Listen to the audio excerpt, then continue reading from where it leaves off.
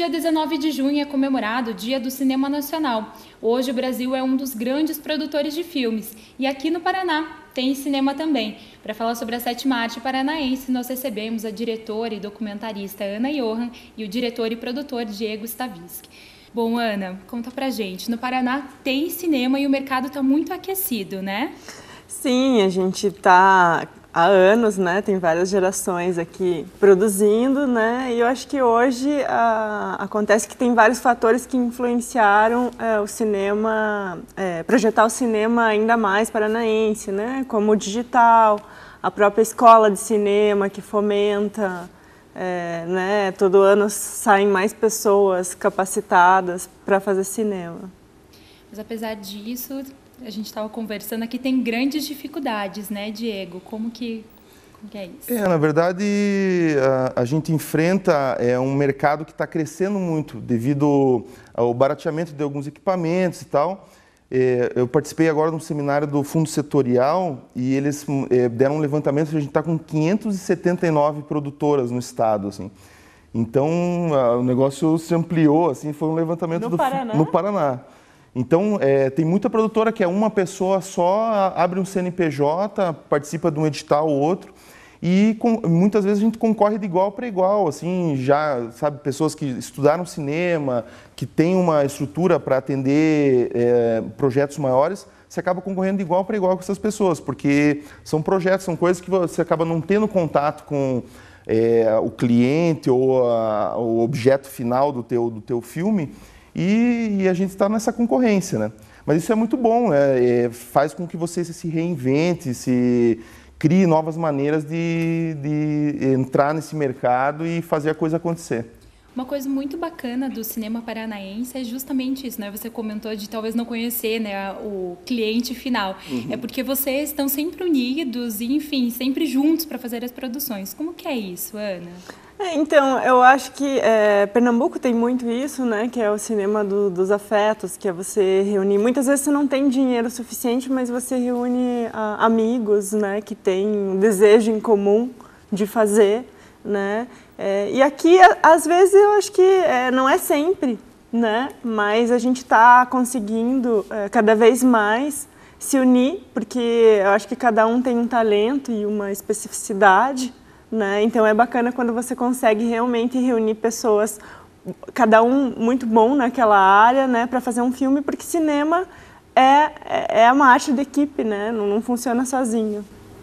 Você comentou a respeito da questão do material, né, onde se faz hoje o filme. Tem o digital, que tem feito com que, né, várias produções tenham surgido, mas aqui no Paraná a gente tem uma tradição também de utilizar películas, né, Diego? Uhum. Como que é isso? Então, na verdade, eu comecei no cinema na película, assim, então eu tenho muito...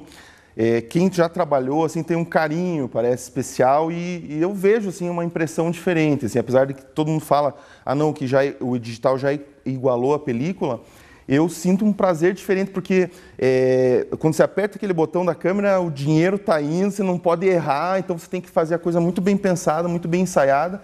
E o digital não, o digital você tem essa possibilidade de errar, então às vezes acaba não se planejando tanto, porque você pode rodar quanto você quiser. Então a película tem essa diferença. E, inclusive, até finalzinho do ano passado, a gente rodou um filme em 8mm, assim, um filme policial, de assalto e tal. Tivemos com apoio do Festival Super 8 aqui de Curitiba. Até festival. O Festival do Super 8 aqui de Curitiba é um dos mais consagrados no mundo, assim. São muito poucos festivais que tem nessa linha, assim. E eu inscrevi um projeto lá, eles gostaram da ideia e acabamos produzindo um curta-metragem. E normalmente o Super 8 é uma coisa mais artística e tal. A gente fez uma coisa bem comercial, assim, em Super 8. E deu um resultado super certo, ainda vai para os festivais aí. The Rabbit Job, o nome disso. Falando em festivais, os filmes paranaenses têm conquistado vários prêmios internacionais, um reconhecimento nacional e internacional também, né? Ana, você que já participou de vários prêmios, como que está o Paraná nessa cena? Eu acho que cada vez mais a gente tá participando dessa fatia, né? E é muito importante porque quando você vai para o festival não é só o seu filme, mas é você ter contato com muitas discussões sobre cinema, é você conhecer outras pessoas, é você ver outros trabalhos, né? E ter esse reconhecimento que é importante para você estar participando do edital, né? Para você estar podendo fazer parte, né, efetivamente do cinema nacional. Então, e cada vez mais a gente tem conseguido isso. Também percebe isso, Diego? O que eu vejo que o cinema no Brasil é financiado por verbas do governo, né? 95%, os outros 5% é o cinema independente, é quando a gente põe a mão na massa com a grana no próprio bolso. E essa verba estava muito concentrada assim, no eixo Rio-São Paulo.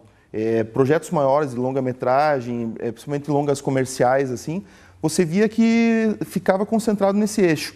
E teve uma reformulação agora, assim, na Ancine, eles estão tendo cotas assim, por regiões, então a gente está tendo acesso a um fomento maior, né?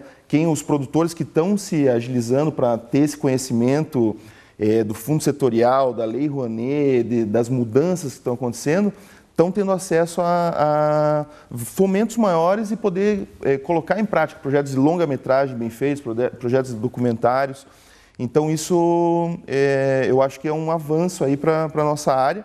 Lógico que tem política, tem uma série de coisas envolvidas no meio, mas tem que ir enfiando a faca, né, Ana?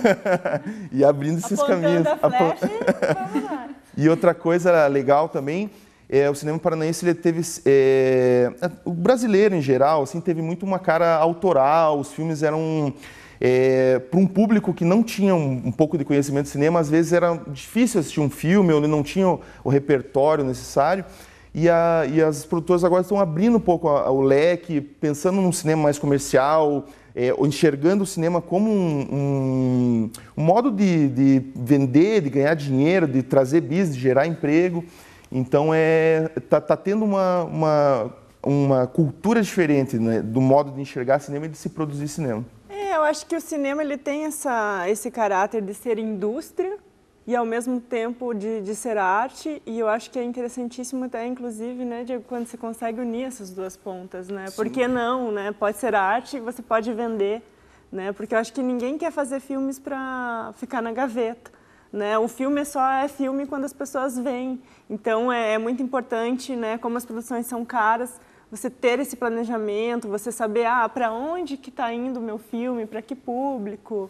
Nem sempre é assertivo, né? Porque os Estados Unidos eles gastam muito, investem muito dinheiro em pesquisa, em mercado, e às vezes no final dá errado também, né? Isso não é garantia. Mas eu acho que quanto mais a gente ter esse planejamento e saber com quem que a gente está conversando, né, é mais assertivo.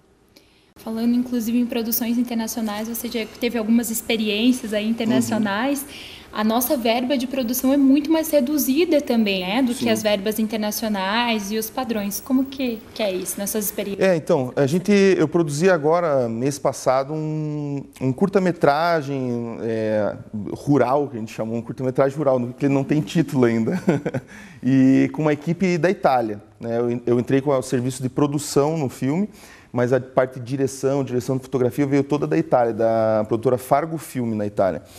E daí ficamos uma semana produzindo, nessas conversas e tal, a gente começou a conversar sobre cinema e tal, e ele falou, eu falei, quanto que é uma verba mais ou menos para você fazer um VT comercial lá?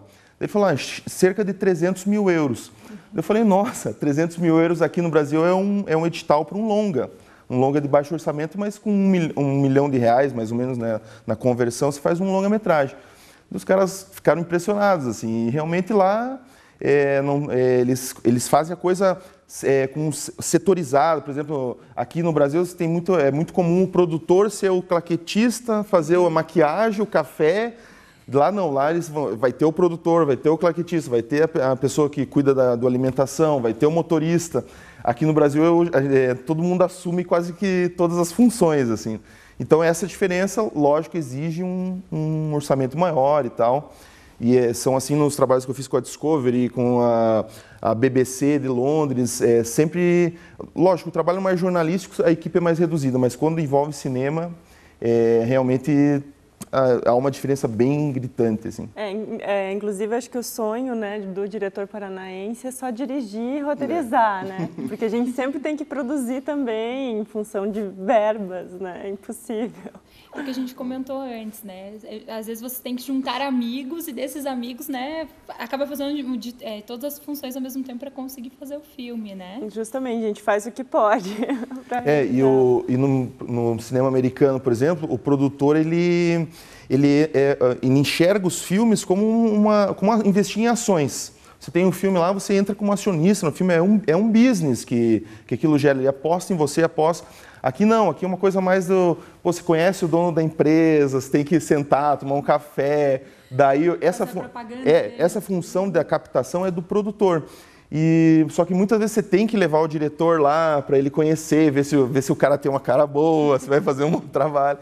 Então bem diferente, assim, aqui é uma coisa, como não tem essa cultura acionista, business do cinema, que está se criando, mas bem paulatinamente, é a diferença do mercado, né? Lá eles não... Se chega em filmes americanos, a gente tem um diretor lá na produtora que trabalhou 12 anos lá nos Estados Unidos. Que você chega num set de cinema, tem 12 produtores sentados, são os investidores do filme, eles ficam só sentados ali tomando um esquinho e vendo se a coisa está acontecendo ali. E foram eles que puseram a grana. Inclusive, eles têm a palavra final no corte. Sim. Também. Muitas vezes não é o diretor que... Tem várias modalidades, assim. Sim. Só que é um mercado aberto de ações que você vai lá e põe dinheiro. E aqui já o dinheiro vem dos editais, do governo e tudo mais. Inclusive, vocês criaram uma frente, né, Ana, para justamente batalhar nesta questão, né, de verba, justamente, né? A FACA, que é a Frente Aberta, né, do Audiovisual Paranaense, tem a CEAPAR também, né, que representa as empresas, e a VEC, né, os cineastas, mas hoje a gente está fazendo muito com pouco, né, e é dever do Estado, sim, e do município fomentar, né, a cultura. E a gente está bem órfão de Estado e de município, a gente tem lutado para... E não é só em questão de edital e de verba, porque às vezes é possível fazer... É política cultural, né? É possível fazer muitas coisas, às vezes não é só o dinheiro em si, mas fomentar isso, né? E hoje, por exemplo... para a gente participar de certos editais nacionais, a gente tem que ter um start money, né, que é ter uma verba inicial. Muitas vezes você não consegue concorrer porque você não tem nem esse dinheiro inicial, né? Então a gente está lutando por isso. O Ancine está com uma iniciativa que eles estão chamando de núcleos criativos, que é um negócio bem legal, assim, que você pode inscrever sua produtora e nesse projeto dos núcleos criativos e se você tem um projeto legal de crescimento da tua produtora, de setorização, porque eles realmente eles querem tirar essa cultura de o diretor ser produtor, ser fazer tudo. Uhum. Eles querem que os criativos possam criar, sabe? Foi basicamente isso que a presidente da Ancine falou nesse seminário que a gente teve. E com esses núcleos criativos eles vão disponibilizar verbas para produtoras que têm esses projetos estruturados, para o diretor poder criar, para o roteirista poder criar, muitas vezes o diretor ele faz o lado financeiro da empresa, que acaba sugando muita energia, você faz tanta planilha, tanta coisa lá, que você não tem energia para botar a criatividade para funcionar, assim. Uhum.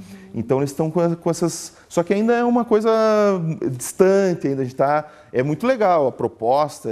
Fomentar o desenvolvimento, né? Porque leva... eu tenho esse foco até em roteiro, agora eu estou participando de um núcleo de roteirista lá da RPC, porque os roteiros vão começar a serem produzidos só lá dentro e tal, né? No Brasil a gente tem essa cultura do roteiro, ainda está começando, porque a gente tem muita a dramaturgia da novela, né, que espelha, e leva-se muito tempo para você poder desenvolver algo interessante, né? Então, muitas vezes não tem essa cultura, né? E diz, não, eu quero isso para ontem, ou, não, te remunero depois, né? Então, você tem que ter investimento nesse desenvolvimento para você ter bons projetos. Falar um pouquinho de futuro, o que vocês acreditam que vai ser do cinema paranaense, Ana? Olha, eu sou sempre bem positiva e eu acredito no que eu faço, não nem estaria fazendo, né? Gosto muito, por isso que eu invisto todo o meu trabalho, meu suor e minhas lágrimas. Eu acredito que a gente está num momento muito bom de desenvolvimento, como diz um amigo meu, agora a gente já foi muito ruim, foi muito pior, agora está ruim.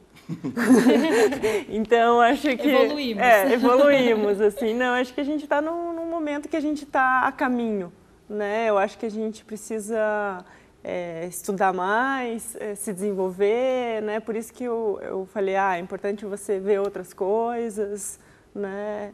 E eu acho que nacionalmente tem se pensado o cinema de uma maneira diferente, né? Como a Ancine tem feito, né? Tem desenvolvido, tem fomentado, tem pensado o cinema como indústria, e isso acaba também espelhando os outros estados.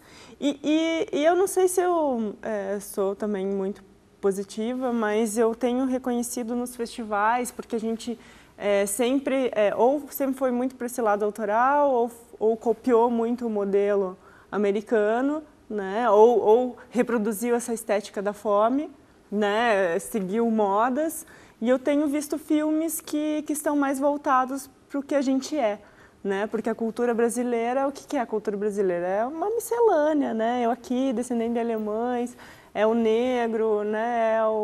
É o polonês, ou muitas misturas, né?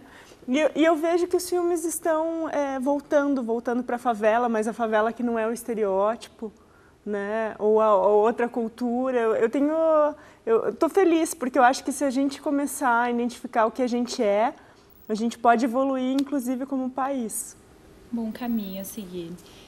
Você, Diego, o que você espera para o futuro? Eu como a Ana, estou bem otimista, assim, sabe? Eu acho que eu sinto no próprio dia a dia, assim, chegando coisas diferentes, projetos mais maduros, assim, de realizadores de vários lugares do país, até do mundo, assim, que estão vindo para o Paraná por algum motivo que ainda não sei explicar. Não sei se o eixo Rio-São Paulo já está muito saturado, se eles estão procurando novos lugares, ou o clima europeu aqui é melhor. Então, mas está tendo um processo de migração aqui de algumas produções, até coisas que eram produzidas no Rio, São Paulo, estão sendo produzidas aqui porque tem um custo melhor, às vezes. E a gente está nessa, a gente está produzindo sempre no set, assim, meu trabalho é mais no set mesmo, resolvendo todo o circo que tem que se armar e depois desarmar e entregar bonitinho, assim. Então, tá bem aquecido, bem legal. Só acho que realmente iniciativas como a da Ana, do pessoal se unir e lutar mais por esses direitos, né? Que nós somos trabalhadores como qualquer um, só falta ter o registro, a carteira assinada ali, que é muito difícil, né? Mas precisamos lutar por esses direitos aí e se unir cada vez mais, porque cinema você não faz com uma, duas pessoas, você faz com 100, 150, 200 pessoas. Então, se não houver união, se a gente não se conhecer, dialogar, a coisa não vai acontecer. Mas estamos otimistas. Que bom. Bom, para a gente finalizar, então, vamos falar um pouquinho das produções de vocês, né? Ana, curta Notícias da Rainha, né? Está acontecendo por aí, participando de festivais. O que mais vem por aí? Eu estou em pré-produção agora. Eu sempre... Meus últimos projetos estavam voltados para o documentário. O Notícias da Rainha já é um híbrido entre ficção e documentário. Estou me preparando para gravar um próximo que se chama Mostra-me, e é um experimental, documentário, longa-metragem. E também estou muito focada na questão da dramaturgia do roteiro, participando de vários núcleos, tanto dando aula quanto escrevendo. Estou com um projeto de longa de ficção, um projeto que não falta. Legal. Você, Diego, tem até um doc que inclusive chegou a virar uma ONG, né? Um doc que vocês fizeram no Chile. Conta pra gente um pouquinho. Esse doc a gente fez na época que teve aqueles terremotos no Chile. A gente foi para lá com uma câmera, com uma ideia na cabeça bem Glauber Rocha ali. E vamos ver o que sai dessa história, assim. Na verdade, a gente ia documentar a reconstrução de uma escola lá, que ia ser feita de containers e tal. E que ia ser a primeira edificação na reconstrução do lugar, que eles sofreram o terremoto e teve 3 ondas de 30 metros que varreram essa região de Caeta-Tubu, que chama lá, e sobrou, sei lá, 2 casas no lugar. Assim. E daí eles começaram a reconstrução e o negócio, a gente fez o documentário, foi muito emocionante, passamos por terremoto, foi, nossa, chorando, filmando, assim, foi um negócio muito forte, assim. E daí a coisa tomou uma proporção muito grande, que esse documentário foi divulgado em vários países, trouxe ajuda para essas comunidades lá, o negócio se transformou numa ONG, chama-se Operación Viento Fuerte, tem o site, tudo, e eles estão até hoje. Ele começou com a escola, já construíram a igreja, a praça, as casas, então o negócio foi uma ferramenta social, assim, foi muito legal usar o cinema dessa maneira, assim.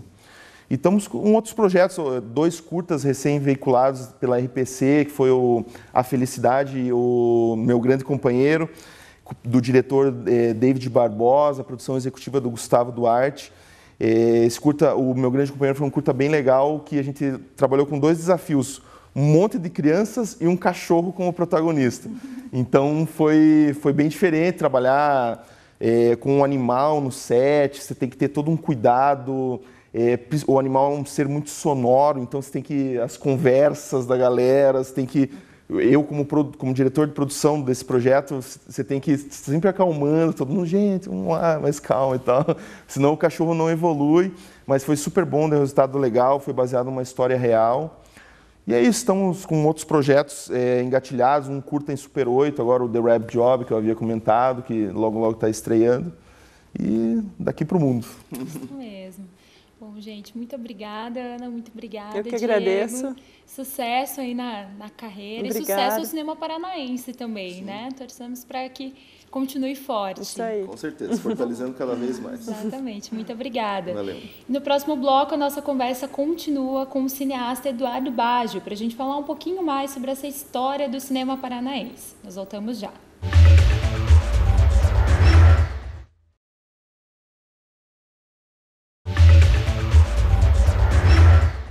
Dia 19 de junho é o Dia do Cinema Nacional e aqui no Paraná tem cinema também. Para falar um pouquinho mais sobre essa produção e sobre a história do cinema aqui no Paraná, eu recebo o cineasta Eduardo Baggio.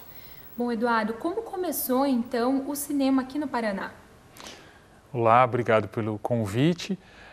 O cinema paranaense remonta já do início do século XX, né, e tem algumas figuras da primeira fase ou das primeiras fases que são muito importantes, como o Aníbal Requião, o João Batista Groff e o Arthur Rogue, são os nomes aí da primeira fase, da primeira metade do século XX, que foram muito marcantes na história do cinema paranaense, que tiveram repercussão nacional, foram cineastas muito importantes que registraram costumes, trabalharam com uma cinematografia bastante num sentido realista, né? E também tiveram, na verdade, projetos muito audaciosos, como os projetos do Rogue, que queria fazer um tipo de cinema de estúdio, de grande porte, né? Então é uma história bastante rica daquela primeira fase do cinema paranaense. Logo depois vem também o pessoal da Cinemateca, né? Como Isso, que foi? Algumas décadas depois. A gente tem nomes, o Silvio Bach, que trabalhou com muita importância no cinema paranaense, especialmente com um filme que foi marcante, O Lance Maior, e depois vem a geração Cinemateca, né, que se formou na Cinemateca, nos cursos que a Cinemateca organizava, e acabou gerando criando essa geração de cineastas que envolve, por exemplo, o Beto Carminati, o Fernando Severo, Paulo Munhoz, né, e vários outros, na verdade são muitos para denominar, mas que foi uma geração muito importante para que o cinema paranaense se desenvolvesse com um sentido assim de preparação, de estudo, né? E isso é fundamental para que depois alimentasse novas gerações que vieram surgindo desde então. Essa geração chamada geração Cinemateca teve uma importância, surgimento, né, importante nos anos 80 e, na verdade, são cineastas que atuam até hoje, né? Essa geração Cinemateca também fomentou a criação de cursos de cinema aqui no Paraná e que também fizeram, né, com que a produção aumentasse significativamente aqui no estado?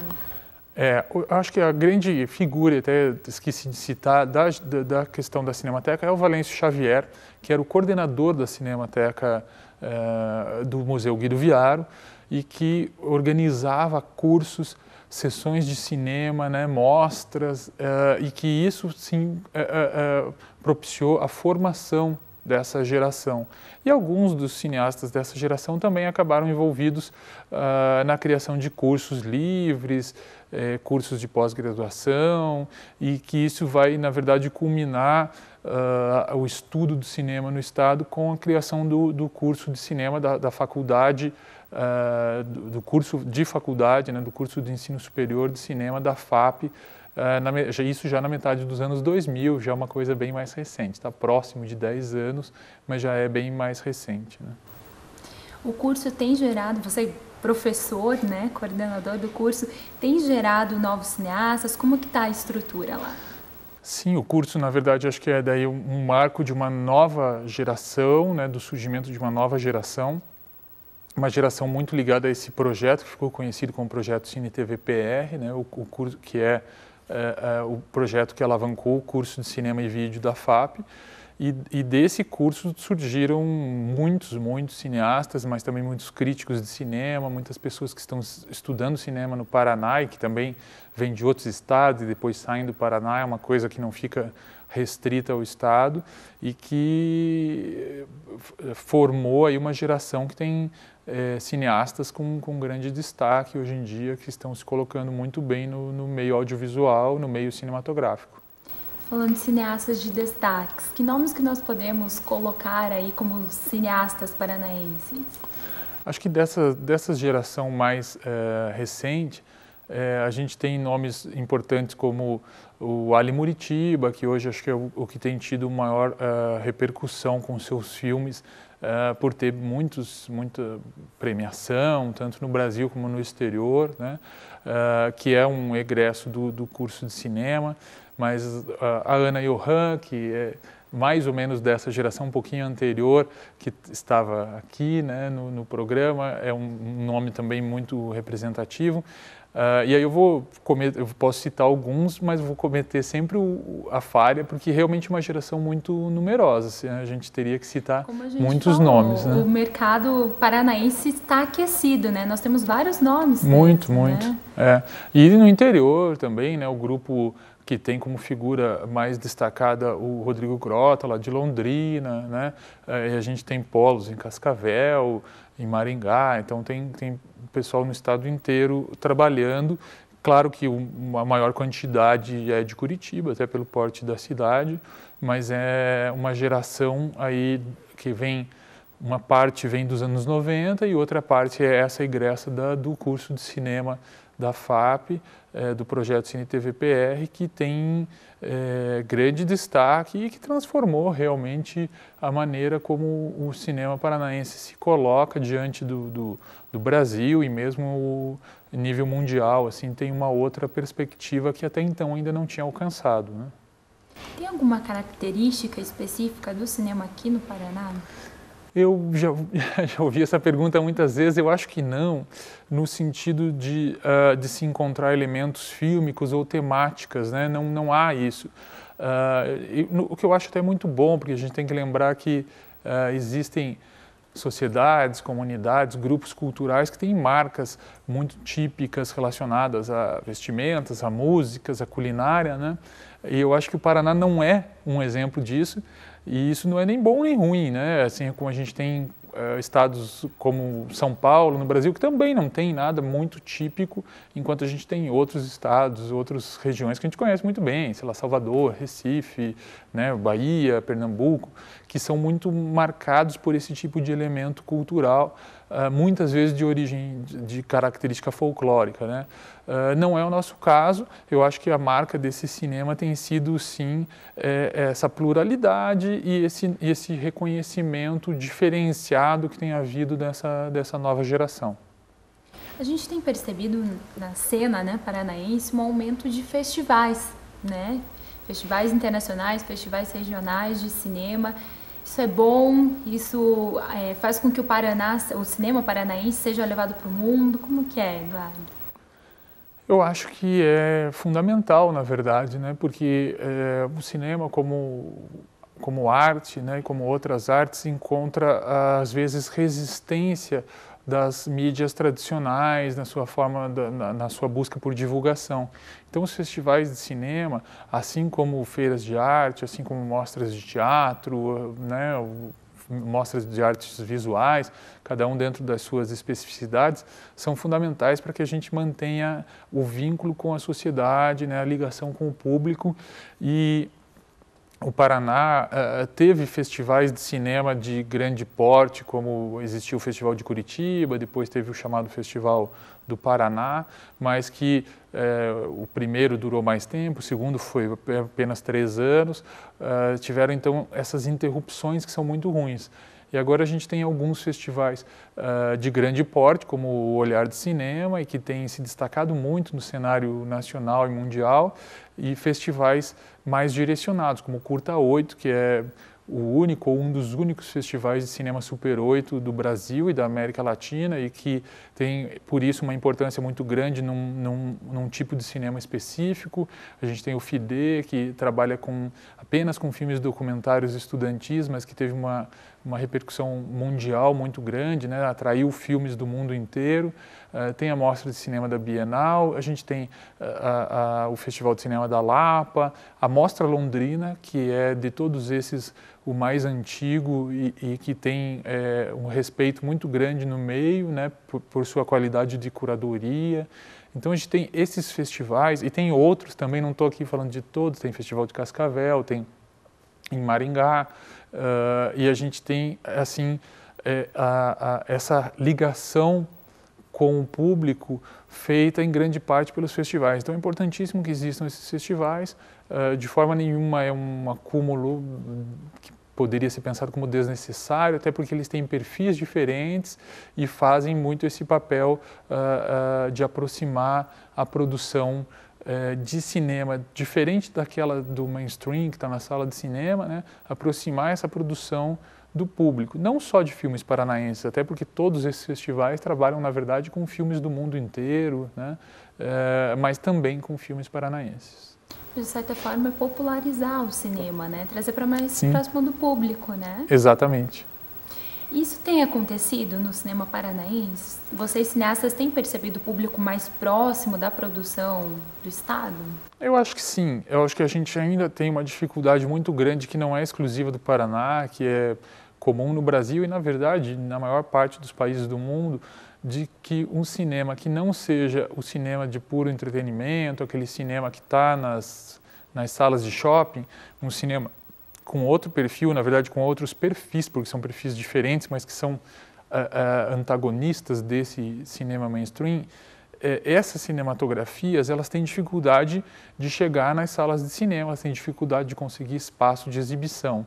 Então, o fato de a gente ter esses festivais, essas mostras, que também existem várias outras que eu acabei não citando, é fundamental para que exista esse vínculo com o público, essa aproximação com o público. Ela tem melhorado, mas ainda precisa melhorar muito mais, porque a gente não tem no Paraná mecanismos específicos para pensar essa distribuição, né?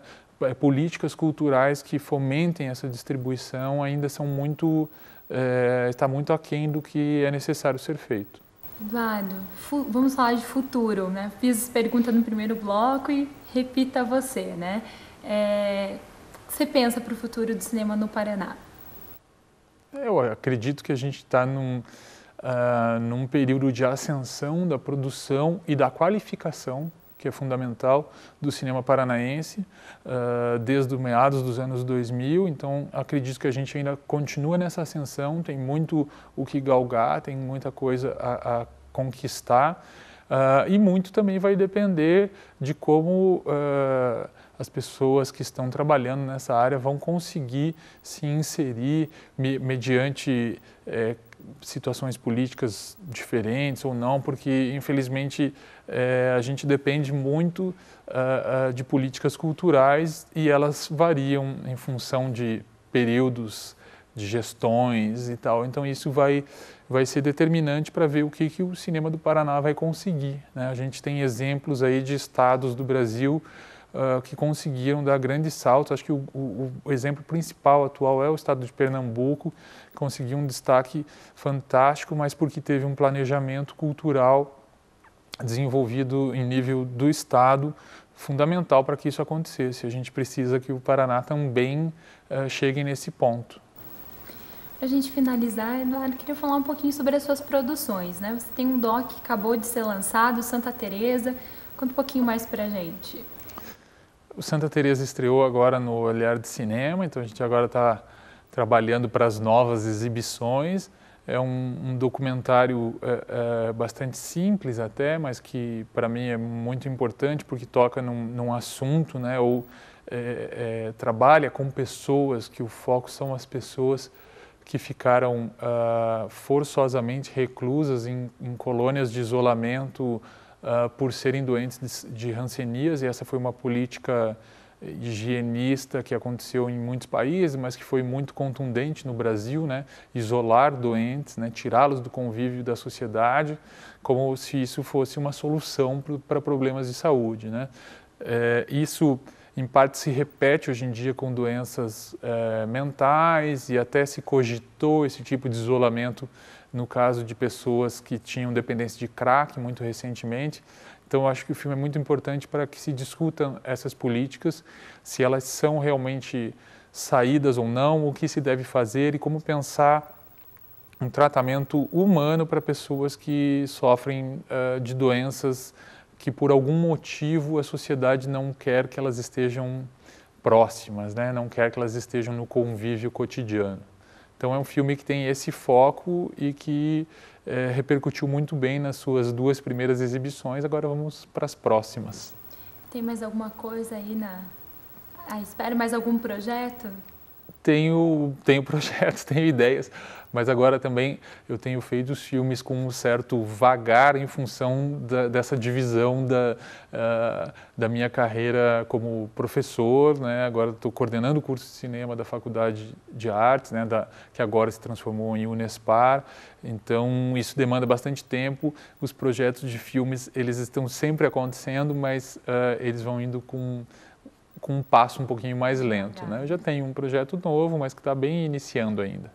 Então, tá bom, Eduardo, muito obrigada, sucesso aí na carreira e sucesso ao cinema paranaense também, né? Obrigado, sucesso ao cinema paranaense e ao cinema brasileiro.